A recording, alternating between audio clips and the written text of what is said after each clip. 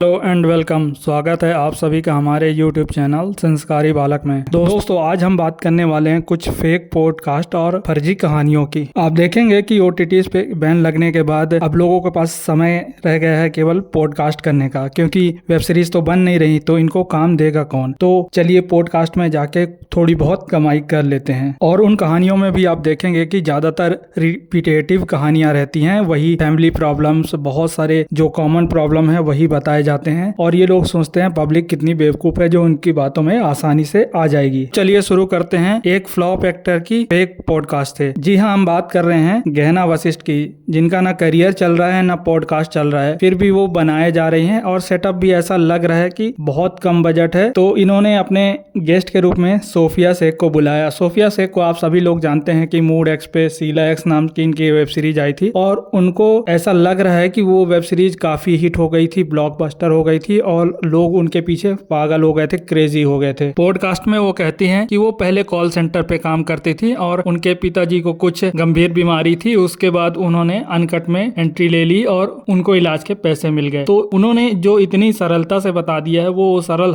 है नहीं। और वही रिपीटेटिव कहानी, घर में बूढ़ी माँ है, जवान बहन की शादी करनी है, ऐसा सब हम पुरानी फिल्मों में देखते आए हैं और ये कहानियां जो है ज्यादातर लोग रिपीट करते हैं। और सोफिया शेख ने ये कहानी बता के कोई नई चीज नहीं बता दी है। और अगर आप कॉल सेंटर में 15,000 रुपये महीने कर रहे हैं और आपको एक ही वेब सीरीज के पूरे साल भर वाले पैसे मिल जाए तो आप क्यों नहीं करेंगे। और इतनी आसानी से भी नहीं मिलता। अगर आप अनकट, या हम तो अनकट इसलिए बोल दे रहे हैं कि यूट्यूब पे स्ट्राइक ना जाए, वो सीधा सीधा कॉर्न है। और आप सबको पता होगा कि इस इंडस्ट्री में घुसने के लिए आपको कास्टिंग काउच से गुजरना ही पड़ेगा। जब बड़े बड़े बॉलीवुड मूवीज में इस तरह की कास्टिंग काउच हो सकती है तो आप छोटे से OTT और वेब सीरीज जिसमें बोल्डनेस भर भर के रहता है वहां कास्टिंग काउच कैसे नहीं होगा। मैं तो बस यही सोच रहा था कि सोफिया से कहीं ये ना बोल दे कि इतने अनकट करने के बाद भी मैं वर्जिन ही हूँ। वहीं अगर आप देखेंगे कि गहना वशिष्ठ पहले राज कुंद्रा के साथ मिलकर जो है OTTs पे वेब सीरीज प्रोड्यूस किया करती थी और राज कुंद्रा के जेल जाने के बाद इनका जो प्रोडक्शन है वो तो बंद हो ही गया और इनको काम मिलना भी लगभग बंद ही हो गया। इनके पुराने वेब सीरीज जो है स्ट्रीम हो रहे हैं और अब ये पॉडकास्ट चालू कर रही हैं। तो पॉडकास्ट में वही उनके पुराने कॉन्टेक्ट्स वाले एक्टर एक्ट्रेस आते हैं और इन फर्जी पॉडकास्ट में आप देखेंगे ये लोग एक दूसरे की तारीफ करते हैं और झूठी कहानियां सुना के लोगों से सिंपैथी क्रिएट करने की कोशिश करते हैं। आप हर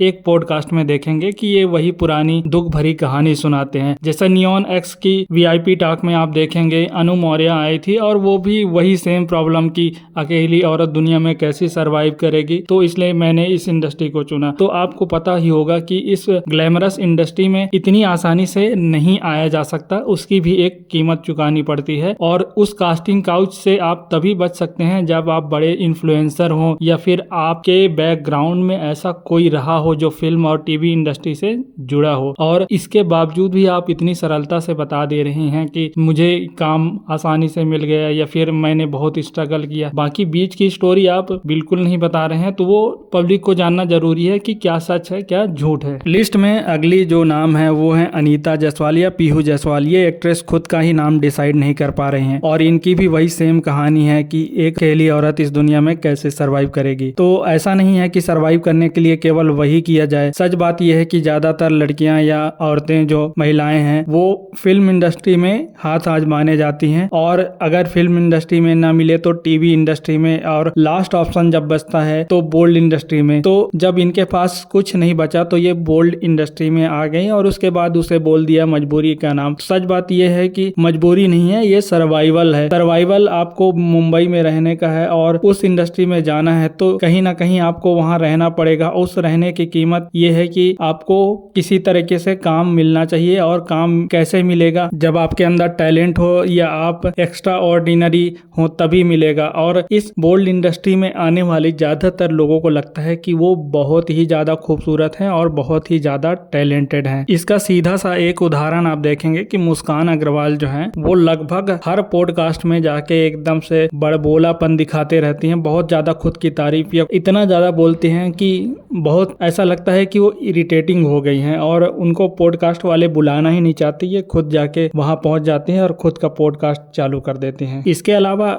आप आयुषी भौमिक का भी एक पॉडकास्ट देख सकते हैं जहां पास वो बता रही हैं कि उन्हें मालूम ही नहीं चल रहा है उनके साथ क्या हो रहा है। मतलब आप पब्लिक को इस कदर बेवकूफ समझ लिए हैं कि आपको पता ही नहीं चल रहा है कि आपके साथ हो क्या रहा है या आप क्या कर रहे हैं। ये सब चीजें बोलकर आप किसी को गुमराह नहीं कर सकते। आज के जनरेशन में सबको मालूम है कि आप ये केवल और केवल पैसे के लिए और फिल्म इंडस्ट्री में जाने के लिए वो तो आप एंटर नहीं कर पाएंगे, मगर आप जो कर रही हैं आप उस पे ईमानदार रहिए और लोगों को बताइए कि आप बोल्ड इंडस्ट्री में अच्छा खासा काम कर रही हैं। इन सब मामलों में शुभांगी शर्मा ने बहुत ही ईमानदार सा इंटरव्यू दिया है, जिसमें उन्होंने बोला है कि वो केवल काम करती हैं, छोटे से लेकर बड़ा तक। ऐसा नहीं है, 5,000 रुपए से लेकर मैक्सिमम वैल्यू जो भी उनको मिली हो वहां तक उन्होंने काम किया है। इनके अलावा साइना खत्री, भारती झा, मालविका तोमर, ऐसी बहुत सारी एक्ट्रेस हैं। कुछ ने तो ठीक ठाक सा ईमानदार वाला पॉडकास्ट और इंटरव्यू दिया, मगर ज्यादातर ने फर्जी ही दिया है। आप चाहें तो जाके देख सकते हैं, यूट्यूब पे भरा हुआ है ऐसे फर्जी पॉडकास्ट और फर्जी इंटरव्यू से। इन सब के अलावा एक और चीजें अभी बहुत ज्यादा ट्रेंड कर रही हैं, वो है नाम को लेकर। आपको पता होगा कि इस बोल्ड और इरोटिक इंडस्ट्री में लोग अपना रियल नाम बताते नहीं है, फर्जी और स्टेज नाम से परफॉर्म करते हैं। तो मैंने कोशिश किया है कि बहुत सारे लोगों का रियल नाम लाने का। तो